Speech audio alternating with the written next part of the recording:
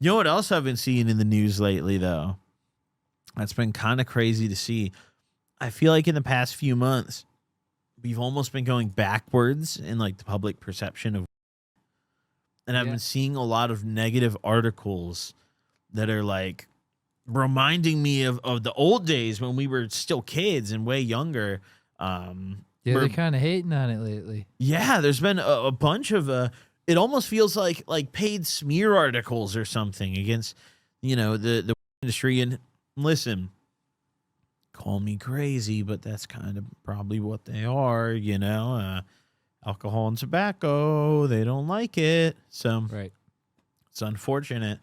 But there's a new term that's been coined recently by the media, and it's called scromiting. Oh, bless you. Thank you. You almost scromited right there. You just felt that coming like, woo. You know what a scromit is?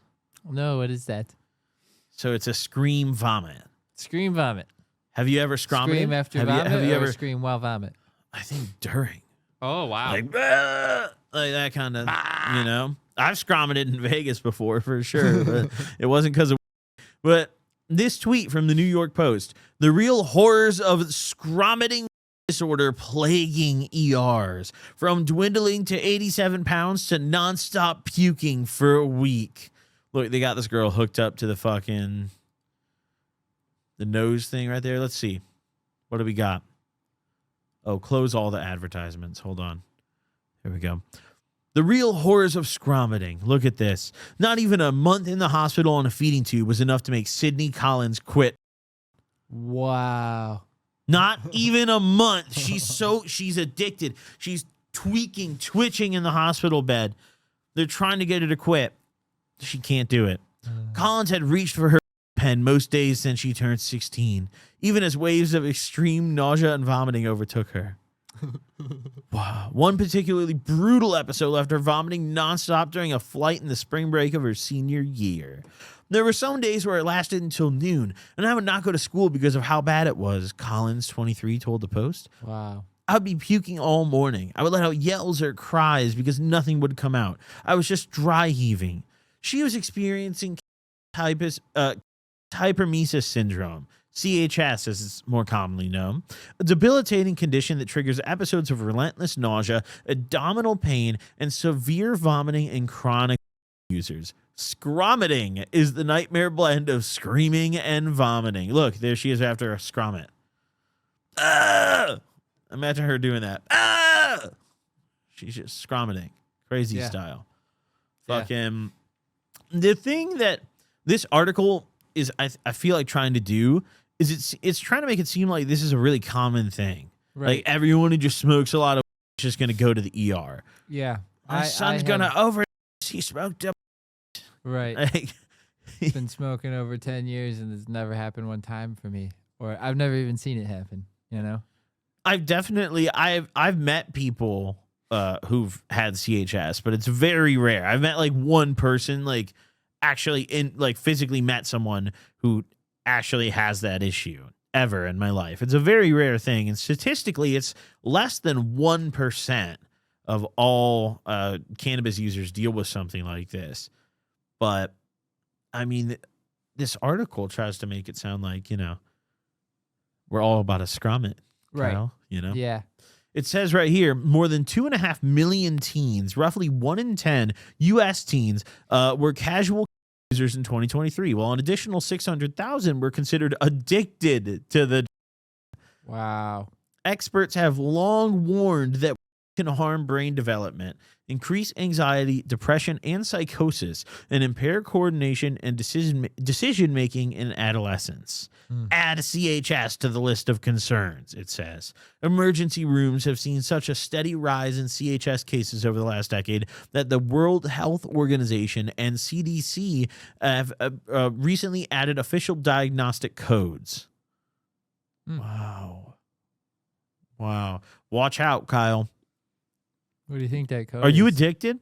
Just CHS? Are you addicted to smoking? Are you one of the 600,000? Yeah. They got me bad. Very. Dude, do you need to go to rehab? No. I'll take you, dude. I don't want to see you scrom it. If I come in and you're scromiting, I'm getting you sent to rehab, dude. I swear. For sure. I'm not putting up with that. Oh, here we go. The spring break flight breakdown. Here we go. That spring break flight and her inability to eat a full meal afterward triggered 7 ER visits in 1 month. Symptoms would come and go, interrupting her ability to live a normal life. She wasn't able to eat a full meal for weeks. Listen, I mean, I'm not denying that this girl has CHS. Like, that's horrible. Sucks for her. But CHS is something also that goes away when you just don't smoke. Yeah. Like, it's not some, like, permanent, like, you don't, like, perma-fry yourself with it. Right. You just don't smoke, you know? There would be some days where I felt better than others and I would feel fine, she explained. I was like, I can go eat, I can go out of the house. And then within hours, I would go back to vomiting and stomach pain. Look at the highlighted part, dude. I would be in the fetal position on the bed for hours because that was the only way my stomach didn't hurt as bad. Imagine how hard that bank wire hit to post this article, dude. Fucking tobacco lobby said, here's that $1 million. New York Post. Yeah. Thank you so much. When I was finally admitted, doctors told me I was 87 pounds and had to get a feeding tube, Collins explained. They said, this is not normal. We need to figure it out. She initially turned to hot baths for relief. These were counterintuitive because she was already dehydrated. She also struggled returning to a healthy weight as the CHS made everything unappetizing. Oh, man. Oh, mom got her nutritional supplements, though. And she says she could not bear the taste of anything, even Gatorade. I would chew on ice cubes. I would lick the salt off pretzel rods. Cold water. No, this sounds like an eating disorder that she's just blaming on. She's like, yeah. Everything tastes terrible. I need more pretzel rods. She's just slobbing on them. She's got 3 of them like bunched up. She's just fucking.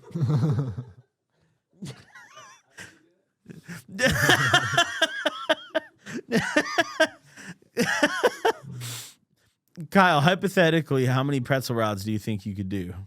Like, how many can I fit in my mouth at one time? Yeah, like how many could you get the salt off of at once?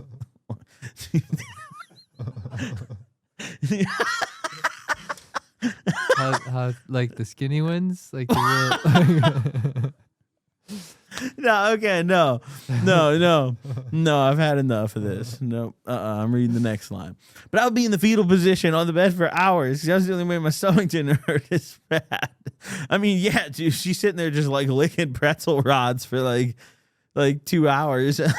She probably got like sodium poisoning, dude. Just licking all the salt off, just eating nothing but salt all day. Collins' doctors initially diagnosed her with superior mesenteric artery syndrome, a rare digestive disorder. Misdiagnosis is common due to the previous absence of a diagnostic code and a lack of clinician awareness. Patients are frequently told they have food poisoning or the stomach flu. The most common misconception about CHS is that it is even a real condition, John Pulse, a psychotherapist and master certified addiction professional, told the Post. Most physicians, especially in emergency rooms where patients often end up with CHS, attribute the problem to some other type of GI issue. Dan McGovern was initially oh, we have another fucking guy. Oh, look at him. Look at this guy. That's Dan McGovern. This is the guy who wrote the article, bro. Who the hell is Dan McGovern, bro? Look at this. They put this dude in here. This guy fucking died. He smoked that bowl and died. He fucking keeled over and died. Dan McGovern was initially misdiagnosed at 20 with gastroesophageal reflux disease, which causes acid reflux and regurgitation. And they found out it was, he was fond of using concentrate wax, a highly potent form of every day as a teenager. Oh, no. When I was consuming a lot of the concentrates, I would wake up with severe nausea that went on for a while, McGovern, now 34, told the Post. I would start getting cold sweats. It just got even worse. I wake up every morning and just start throwing up and involuntarily yelling during the dry heaving. Oh, he's scromiting! Involuntary yelling. Oh, no. Don't scrom it, Mr. McGovern. What the fuck? His episodes would last a few days, getting so severe he couldn't even keep the water down. He eventually went looking for answers on what was plaguing him. I went to a gastroenterologist. Who the hell? What is it? What am I scrolling down to, bro? I went to a gastroenterologist, he recalled. They determined that the cause was I was consuming too much. It was too much for my body to handle, and I was almost rejecting it. Okay, all right, okay. Why is this in there? Well, the exact cause of CHS is unknown. A leading theory is that long-term wait, why is this article like... Bro, look how long this is. This is the longest article. Wait, hold on. Wait, I'm so sorry for cursing you with this. Okay, here we go. While the exact cause of CHS is unknown, a leading theory is that long-term overstimulation of receptors in the endocrine system may disrupt the body's natural control of nausea and vomiting, per the Cleveland Clinic. Personally, I see it in most people who use it in some form or another on a daily basis, said Dr. Brian Retard, an emergency medicine physician in Charleston, South Carolina. It's thought that chronic use overstimulates the CB1 receptors in the brain and gut, which then desensitizes them and makes them stop behaving normally, leading to the whole system misfiring, causing hyperemesis. It's not even over yet.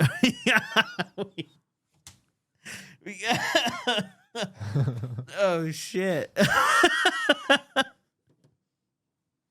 Have you ever, like, smoked yourself sick, Kyle? Like, have you ever...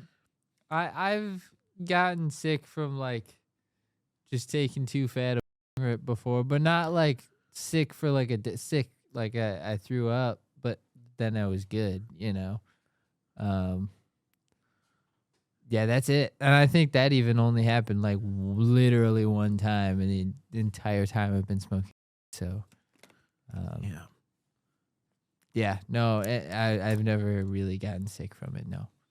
Mm-mm.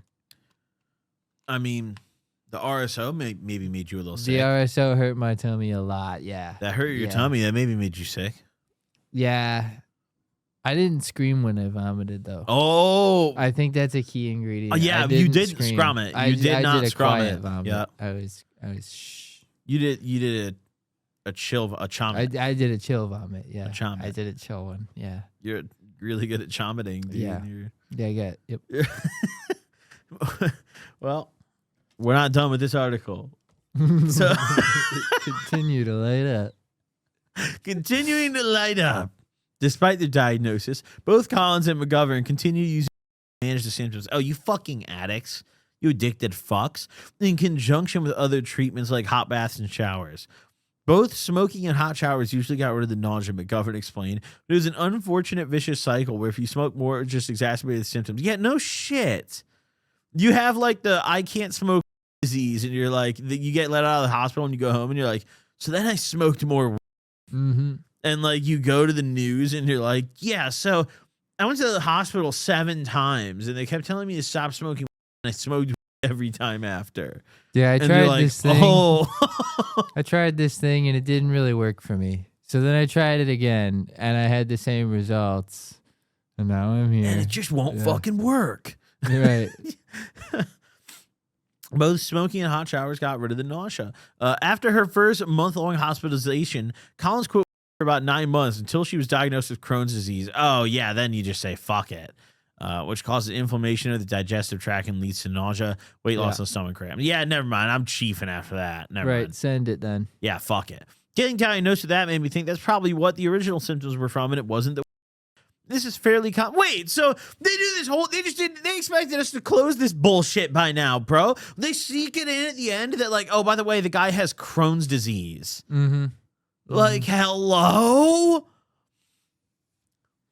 What? Yeah, and that first girl probably had already, like, either an eating disorder or, you know, some other thing like that. No, they just pissed me off, actually, Kyle. Holy shit. That's crazy.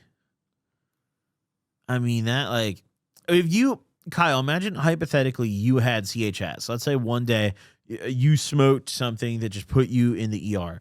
What would you do? You're just cold turkey, like you're done, you're not never smoking again? Or like, how would you be like, go home? Well, I'd probably have like a little, you know, some time off, and then I'd probably one day try it again. Probably wouldn't take me very long to want to try it again. but I'd probably ease my way into it. Probably smoke one bowl, see how that treated me, and then if I was feeling great, try another one. I like that. Yeah, I wouldn't jump right into or anything, but yeah. If you like, let's say every substance you did made you scrum it. Are you just sober? Like, are you done? Or is there any, like, what would you scrum it for? Is there any scrum it? That's a great question. I don't know. Would you scrum it for any? Dude, damn near do it for alcohol. I mean, I take some of those days, dude. I don't know. Yeah, low-key, yeah. Some of those days, I think I do scrum it.